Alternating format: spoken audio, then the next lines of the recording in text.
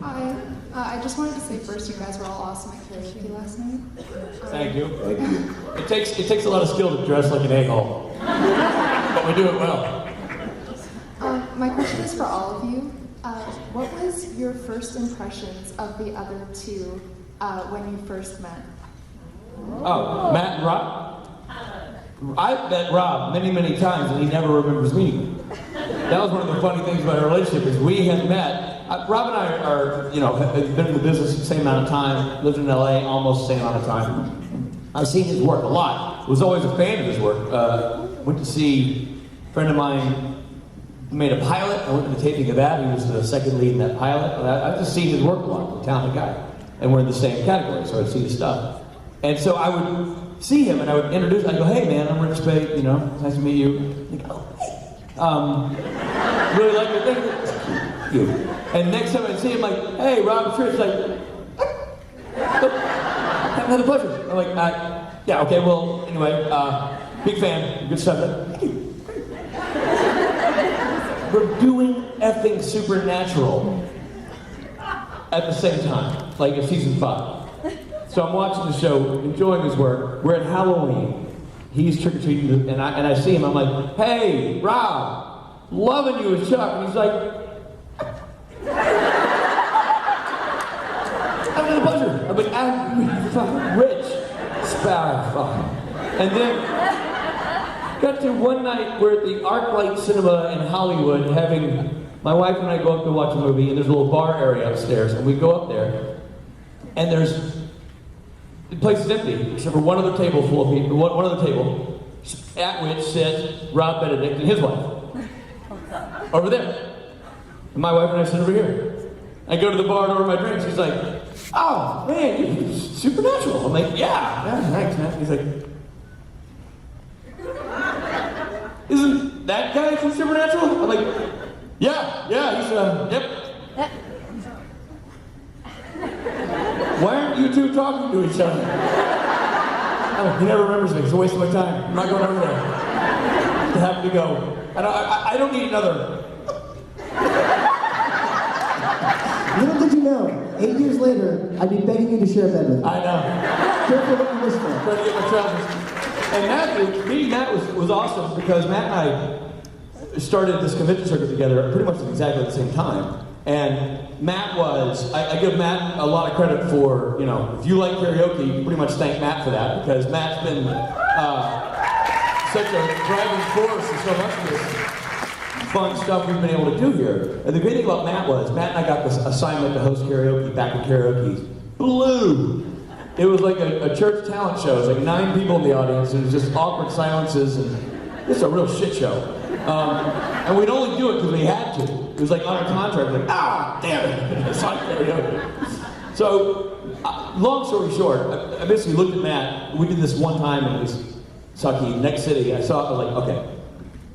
I'm a crusty old curmudgeon. He's a high-energy, handsome dude. I think we can team up and do shit. So, I basically dragged him into being the guy who could help me reinvent the wheel and make unfun things fun because he's innately an upbeat, fun guy. So I've always had a really fun relationship with Matt that was sort of based on the, I don't know you and you don't know me, but we're in the trenches and we're going to figure this out. It's like, great!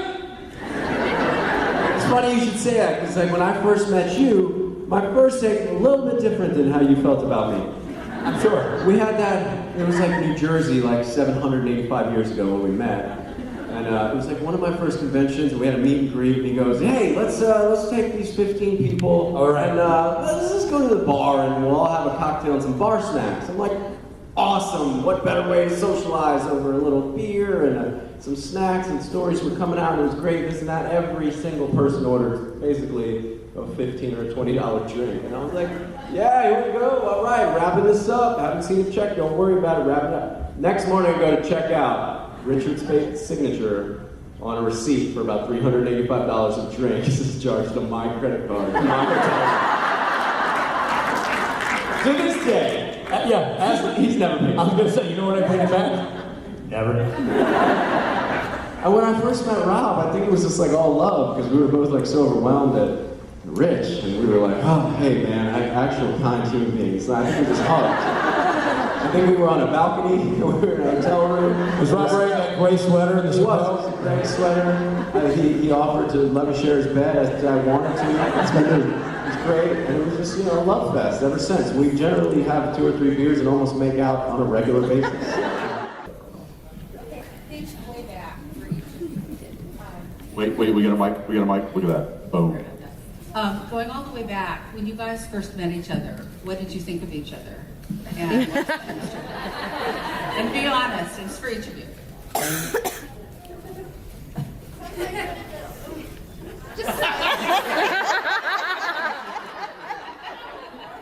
I think I thought, is this what this guy's wearing to a network audition? I think you had a hoodie on. Yeah. You had like long hair, and I'm like, what high school band camp did they just get this? I think my first thought was, how do legs bend like that?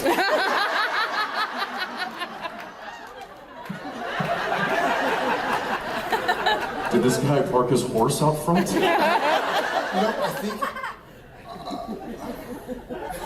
I sort of knew when I found out that he would be the one that I was reading, because I found out, I'm sure you did too, it was like, hey, you're going to be with Jared Padalecki, blah, blah, blah. I found out like, hey, it's going to be you and Jensen Ackles reading, blah, blah, blah. No. Okay. They didn't tell you anything? No, I walked in because I thought I was coming in to read for against other deans. Oh, funny. I thought there was going to be like 4 or 5. Generally, when you get this level of the audition process, Well, it was with the dean.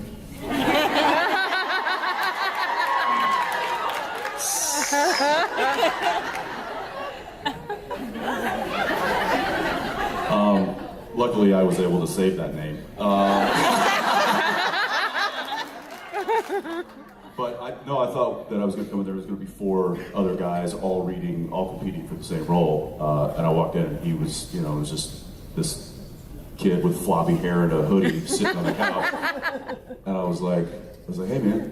And we introduced ourselves and I was like, are you reading for Dean? He's like, no, I'm reading for Sam. I was like, is there anybody else here? He's like, no, it's just you and me. I'm like, well, that's kind of weird, isn't it? And you were like, yeah, I don't know. I didn't know. And then I think we very quickly were like, where are you from? Texas? Oh, no way, I'm from Dallas, oh, from San Antonio. And so it was a very quick. Where's your football team? Cowboys. So it was a very quick, and it was, I mean, we have these kinds of interactions with guys. That was a pretty frequent thing in our lives at that time because we were doing lots of auditions. We were constantly walking into waiting rooms and signing in and seeing 7 other guys that are our same demographic. You get to learn the basics really quickly. Yeah, you're like, hey, where are you from? And nobody's from. Very rarely do you ever meet anybody who's actually from LA. So it wasn't. It also helps in auditions where because usually you're auditioning, it's you with the casting director. But if you're doing a scene with somebody when it's you with a person who also might be, it helps to try and build, I don't want to say chemistry, but some knowledge of each other before it's just like, you never met somebody, you don't know anything about them, you read with them. To have some sense of somebody. We were pretty quick friends. I mean, I did find out that I was going to be reading with you in some way, shape, or form, or me or something. I remember IMD being him, and it was like a Dark Angel picture or something. And I was like, how does one suck their cheeks in so much?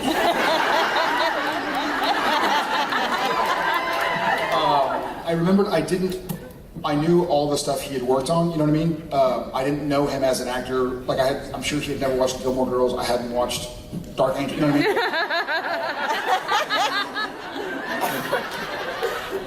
Hashtag Team Rory. She's the one they're trying to figure out who's on the team with her.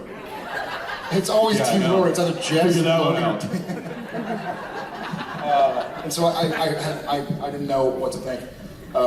We got in there and I was like, cool. Like he can act, he's communicating, and this will be fun. He can talk. I mean, you get in. Well, it's not. He's a thespian. Well, have my back here. It's not a foregone conclusion that the people you're in the room with know how to act. A lot of times this is the way I was told to deliver my line. And if you give me something else, they're like, this is the way I was told to deliver. You're like, come on, let's play. It's not hitting a tennis ball against a wall. It's playing with somebody else who's going to take you places you didn't think you'd go and make sure you're better. So I was like, sweet, I had fun. As nerve-wracking as it is, it's a room like 30 people. That make all the decisions for the network and the studio that are about to decide, what the next month of your life is going to be like if you get to shoot a pilot, and in this case, the next 13 years of your life, hopefully, and going on. So that was pretty quick. I wonder, out of those 30 executives that were in that room that day, how many still hold that job other than Peter? Oh yeah. Like, I'm pretty sure that most of the people that were making the decisions in that room aren't even in those positions anymore. Yeah, they've either moved up or down or sideways. Yeah. Yeah. Peter Roth, though, who was the president of Warner Brothers Television, he has been there since day one and continues to be just a champion for us in the show. I wonder who in that room was secretly thinking like, nah, this isn't going to work. Oh, yeah. They can suck it. Hi. What were your first, second, and third impressions of Jensen and Jared? She wants to know the evolution of your. When I first got, oh God, that's a great question. When I first got there, I felt like Jared was a little standoffish and Jensen was really friendly, and then I thought that Jared was really friendly and Jensen was standoffish, and then I realized they were both dicks.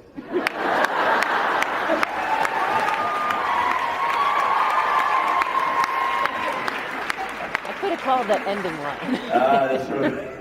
And by the way, that was before lunch. No, it was just an emotional roller coaster. I can tell you that they thought I was really weird. No! That's weird. That's how would they ever? I'm mystified. This panel was going so much better before you got here.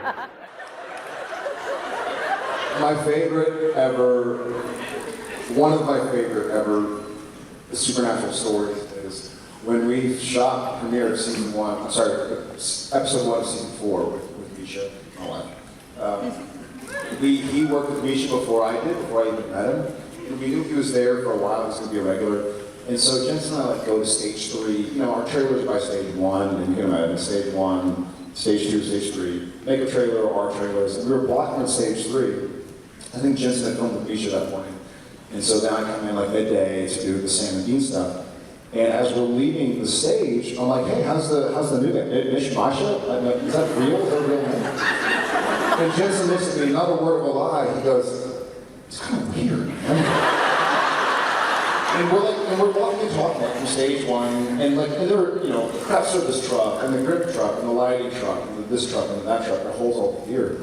And so we're walking, and he's like, yeah, he's not, he's good, he's right there, he's watching us keep walking. And we look over, and like Rosemary's Baby, he's like sitting on the back of the trailer.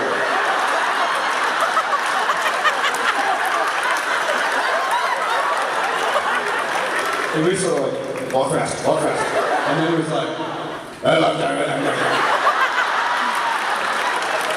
thought that scene went really well, Jensen.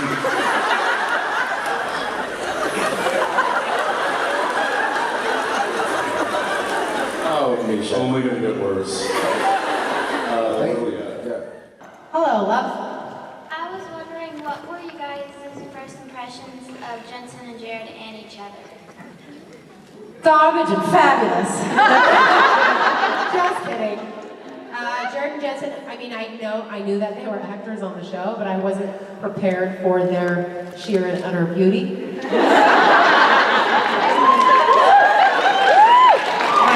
And especially Jared, when you first meet him, you're like, oh shit, you are tall. There's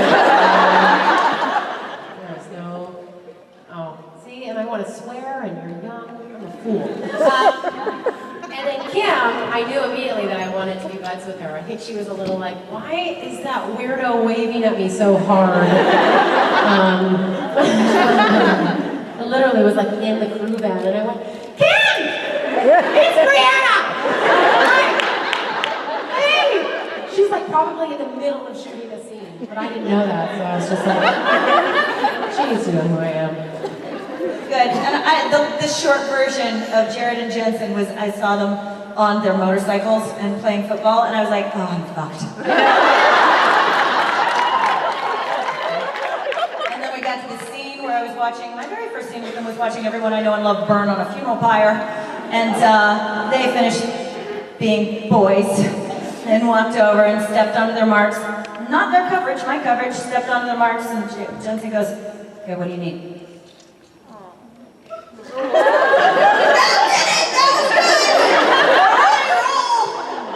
They are consummate professionals and care so deeply about the product and the people who make it.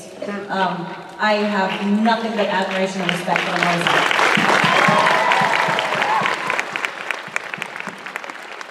And this one, it's like I was fated to love her.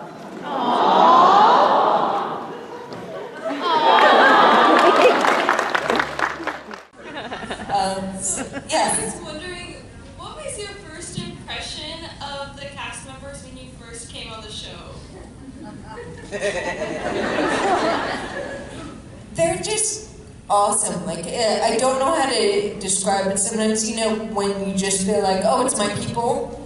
Like, that's how I feel with you guys. That's how I felt on set there. It's just good, like, comfortable, like, oh yeah, this is, there was never a question. It was like, yeah, we're all just supposed to be working together, and it's amazing. So I always felt that way with that group. Does that make sense? Yes, it completely. So yeah, it was like, oh yeah, you're friendly. So this is, and you know, when your head just goes to the logistics of what you're trying to do, because you're so comfortable with people, it doesn't even need to be acknowledged. That was how I always felt with that group. I love those moments. Yeah, just right.